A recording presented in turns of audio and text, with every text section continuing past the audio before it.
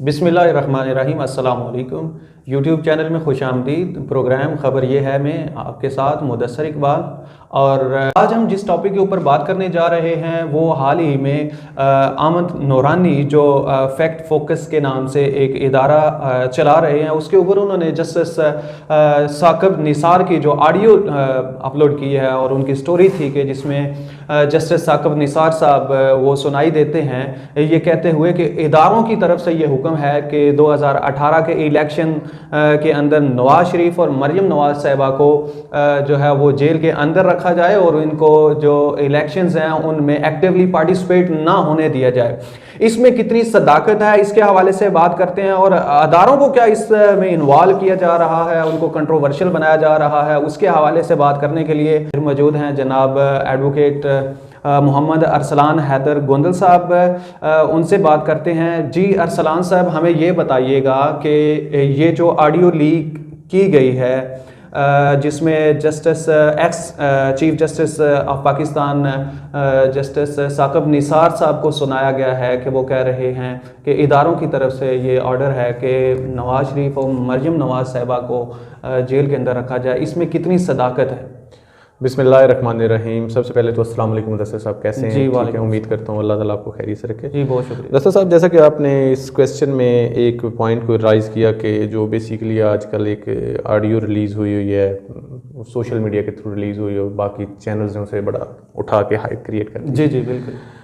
उसके मतलब तो फैक्ट ये है कि मैं तो कहता हूँ कि जब भी ऐसी ऑडियोज़ मार्केट में आती हैं तो कोई ना कोई किसी ना किसी इंसान का उसके पीछे मुफाद होता है। वो कोशिश करता है कि कोई ऐसी फोर्स होती है जो इदारों पे असरअंदाज होना चाहती है। जैसे कि आप देखते हैं कि जैसा कि आपने सुना कि अहमद नूरानी साहब ने हैं बेसिकली हाल मुकीम अमेरिका हैं, और जी जी, और ये जो जिस वेबसाइट से इसको पब्लिश किया गया है वो भी फॉरेन से ही वो उसको ऑपरेट किया जा रहा है फैक्ट फोकस के नाम से। जी बिल्कुल ऐसे ही, जैसे क्या कहते हैं कि वो बेसिकली जब से पाकिस्तान छोड़ के गए हैं तो पाकिस्तान से तो आगे बेसिकली तस्दीक करवा नहीं सकते, तो सोचा वहाँ से करवा लो, आसानी पैदा होगी। जो ये ऑडियो है अमेरिकन जो जिस भी फॉरेंसिक इंस्टीट्यूट से उन्होंने गैरेट डिस्कवरी से उन्होंने फॉरेंसिक करवाई है उसकी, तो उसके मुताबिक तो वो बिल्कुल ऑडियो ठीक है। जी बिल्कुल ऑडियो ठीक है, उसके मुताबिक ऑडियो में कोई मतलब कह सकता हूँ, मैं भी कहता हूँ कि ठीक है, उसमें कोई कोताही नहीं है, ऑडियो बिल्कुल ठीक है। पर ऑडियो को पैचअप किस तरह किया गया, जोड़ा कैसे गया, कहाँ से उठाया गया, उसको कैसे नथी किया गया, उसमें थोड़ी सी धांधली की गई है। अच्छा, वो जिस धांधली को मैं थोड़ा सा आगे चल गया एक्सपोज भी करने की जी, हम अपने नाजरीन को भी यहाँ पे वो क्लिप दिखाते हैं। चलिए आपको दिखाते हैं कि ये क्लिप कहाँ से उठाए गए हैं। Let me be little blunt about it. Let me be little blunt about it. बिल्कुल जायज है, बिल्कुल जायज है। मैंने अपने दोस्तों से कहा कि जी इस पे कुछ किया जाए। मैंने अपने दोस्तों से कहा कि जी इस पे कुछ किया जाए, और मेरे दोस्तों ने उससे इत्तेफाक नहीं किया, और मेरे दोस्तों ने उससे इत्तेफाक किया। इंडिपेंडेंस ऑफ जुडिशरी भी नहीं रहेगी, तो इंडिपेंडेंस ऑफ जुडिशरी भी नहीं रहेगी। आपने अभी क्लिप सुना, तो आप क्या कहते हैं इसके हवाले से? जी मैं तो पहले से मेरी जो एक मतलब परसेप्शन है, या आप कह सकते हैं मैंने जो प्रिज्यूम किया है, वो सिंपल सी बात है कि ये इधर उधर की बातें उठा के एक जगह इकट्ठी करके हम लोगों को बेसिकली बेवकूफ़ बनाने की कोशिश की। मतलब ये बेसिकली मैं थोड़ा सा आपको क्लियर करता जाऊं कि अहमद नूरानी साहब हैं बेसिकली ये साहब का द न्यूज़, जंग और डॉन के कॉरेस्पॉन्डेंट रहे हैं। अच्छा, और ये इनकी इस्टेब्लिशमेंट के साथ उस वक्त भी टकराव हुआ था जिसकी वजह से इन्हें मुल्क छोड़ के जाना पड़ा। और अब भी ये टकराव की ही यहाँ पे मतलब महरक़ात पैदा करने की कोशिश कर रहे हैं, और हमारा इतमाद उठाने की हमारे इदारों के ऊपर से कोशिश की गई। और मेरी ख्वाहिश है और मैं समझता हूँ कि ये कोशिश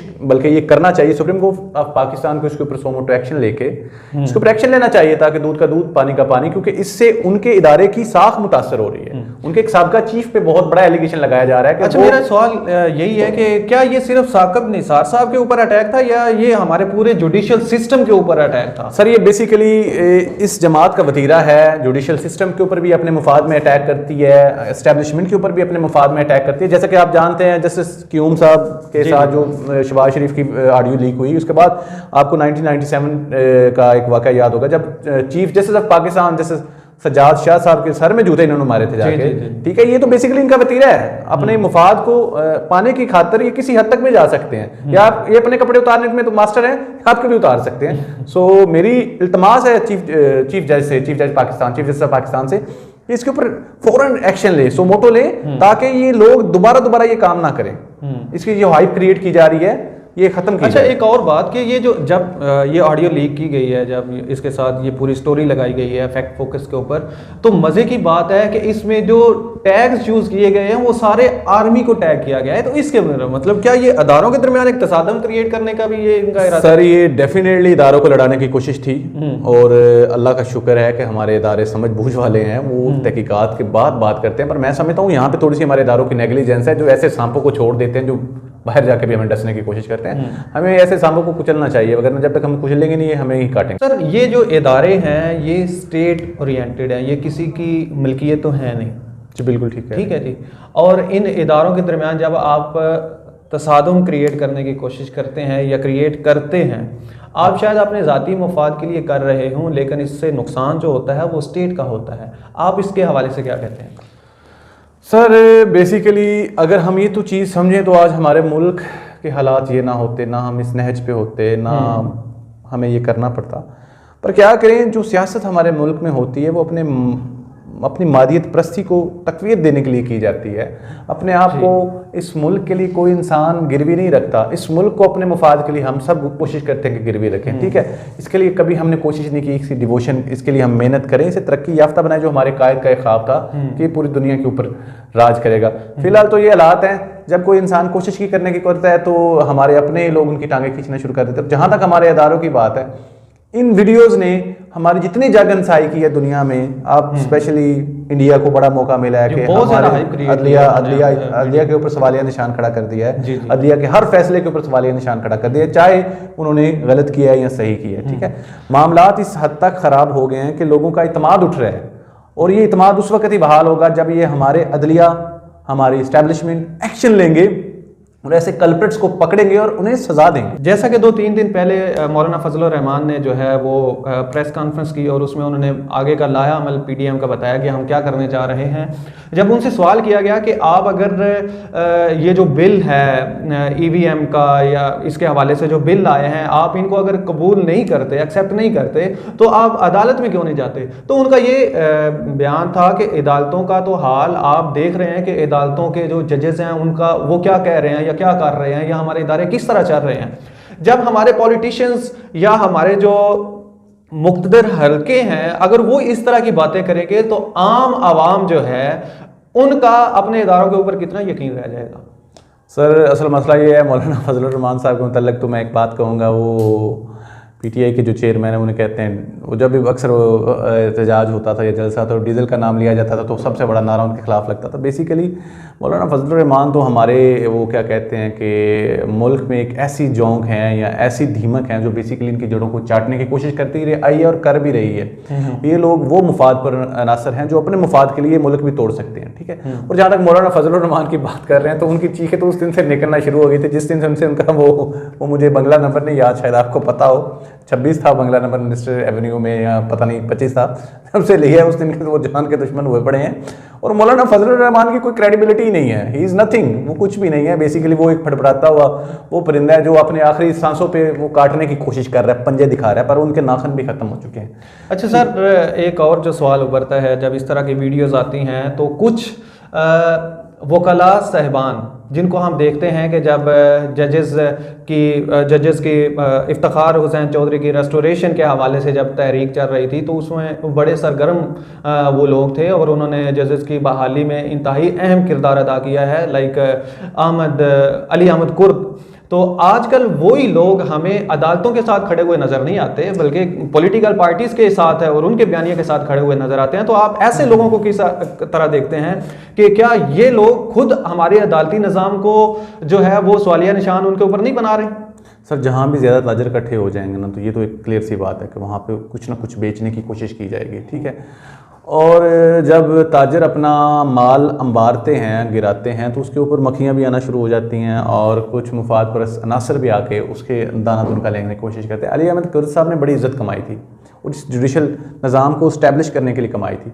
हाँ, अगर वो ये काम करें एज आ सिंगल पर्सन रह के इस चीज़ को कहें कि जो इनकी खामियाँ हैं हम उनको सपोर्ट करते हैं। मैं खुद भी एक वकील भी हूँ, मैं एक तजिया निगार भी हूँ, पर अगर आप ज़ाती जंग और मुफाद की जंग लड़ना शुरू हो जाएंगे ना तो वो वही बात होगी। जब तक हम किसी की जंग लड़ते रहेंगे तो हमारा अपना नहीं रहेगा। हमने अपनी जंग खुद लड़नी है वली अहमद कुर्द से मेरी इल्तमास है, अगर इन्हें ये शक शुबात है अदलिया के ऊपर, ये मसाइल हैं या इन आडियोज़ के ऊपर मतलब वो बात करते हैं, तो उन्हें डेफिनेटली जाना चाहिए कोर्ट में, खुद इन सबूतों को लेके जाके जाना चाहिए, उनको आर्ग्यू करना चाहिए और इन्हें बाइज़्ज़त बरी कराना चाहिए। फिर ये चीज़ साबित भी हो जाएगी कि अदलिया में वो खामियां थी जो वो बात करते हैं।